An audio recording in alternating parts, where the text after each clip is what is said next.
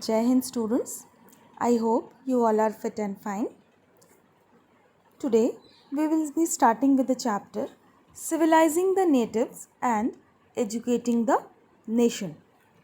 In the earlier chapters, we have seen that how British rule affected Rajas and Nawabs, peasants and tribals.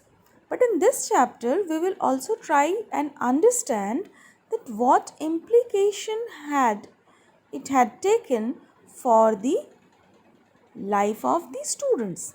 For example, like the British in India wanted not only the territorial conquest and control over revenues, they also felt that they had a cultural mission,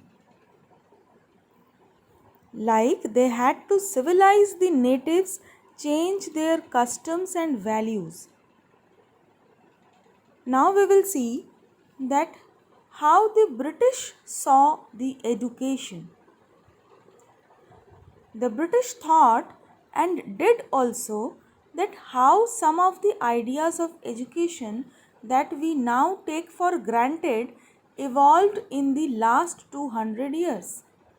In the process of this inquiry, we will also see how Indians reacted to British ideas and how they developed their own views about how Indian were to be educated. First of all, in 1783, a person named William Jones arrived in Calcutta. He had an appointment as a junior judge at the Supreme Court that the company had set up. In addition to being an expert in law, Jones was a linguist. He had studied Greek and Latin at Oxford, knew French and English too, and he had picked up Arabic from a friend and had learned Persian also. At Calcutta, he began spending many hours a day with pandits who taught him the studies of Sanskrit language, grammar, and poetries. Soon he was studying ancient Indian texts on law, philosophy, religion, politics, morality, arithmetic, medicine, and other sciences also. John discovered that his interests were shared by many British officials living in Calcutta at the time. Englishmen also liked Henry Thomas, Colebrook, and Nathaniel Hawthorne were also busy discovering the ancient Indian heritage. Mastering Indian language and translating Sanskrit and Persian work into English, together with them, John set up the Asiatic Society of Bengal and started a journal called Asiatic Researches. Jones and Colebrook came to represent a particular attitude towards India. They shared a deep respect for ancient culture, both of India and the Western Indian civilization.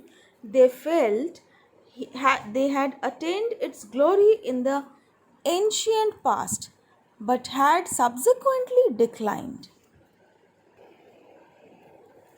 Now, in order to understand India, it was necessary to discover the sacred and legal texts that were produced in the ancient period. For only those texts could reveal the real ideas and laws of the Hindus and Muslims, and only a new study of these texts could form the basis of future development in India. So, Jones and Colebrook went about discovering ancient texts, understanding their meaning, translating them, and making their findings known to others.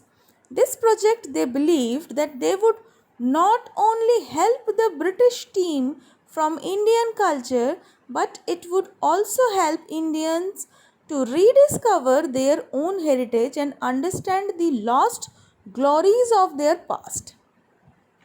In this process, the British would become the guardian of the Indian culture as well as its masters also. Influenced by such ideas, many company officials argued what the British ought to promote Indian rather than Western learning. They felt that institutions should be set up to encourage the study of ancient Indian texts and teach Sanskrit and Persian literature and poetry. The officials also thought that Hindus and Muslims ought to be taught what they were already familiar with and what they valued and treasured, not subjects that were alien to them.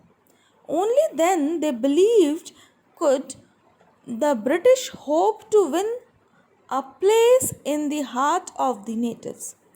Then they could, like the alien, rulers expect that respected by their subjects. Now we will talk about madrasa, that in 1781 madrasa was set up in Calcutta to promote the study of Arabic, Persian and Islamic law. Hindu College was also stabilized in Benares in 1791 to encourage the study of ancient Sanskrit texts that would be useful for the administration of the country. Now, their efforts were criticized also, their plannings were also criticized. Like from the early 19th century, many British officials began to criticize the Orientalist vision of learning. They said that knowledge of the East was full of errors and unscientific thought. Eastern literature was non serious and light hearted. So they argued that it was wrong on the part of the British to spend so much effort in encouraging the study of Arabic and Sanskrit language and literature. James Mill was one of those who attacked the Orientalist. The British effort, he declared that it should not be taught what the natives wanted or what they respected in order to please them and win a place in their heart. The aim of education ought to be to teach what was useful and practical. So, Indians should be made familiar with the scientific and technical advances that the West had made, rather than with the poetry and sacred literature of the Orient. By the 1830s, the attack on the Orientalist became sharper. One of the most outspoken and influential of such critics of the time was Thomas Babington Macaulay. He saw India as an uncivilized country that needed to be civilized. No branch of Eastern knowledge, according to him, could be compared of what England had produced. They could deny that declared by Macaulay that a single shelf of a good European library was worth the whole native literature of India and Arabic. He argued that the British government in India stopped wasting public money in promoting Oriental learning, for it was no practical use. With great energy and passion, Macaulay emphasized the need to teach the English language. He felt that knowledge of English would allow Indians to read some of the finest literature of the world.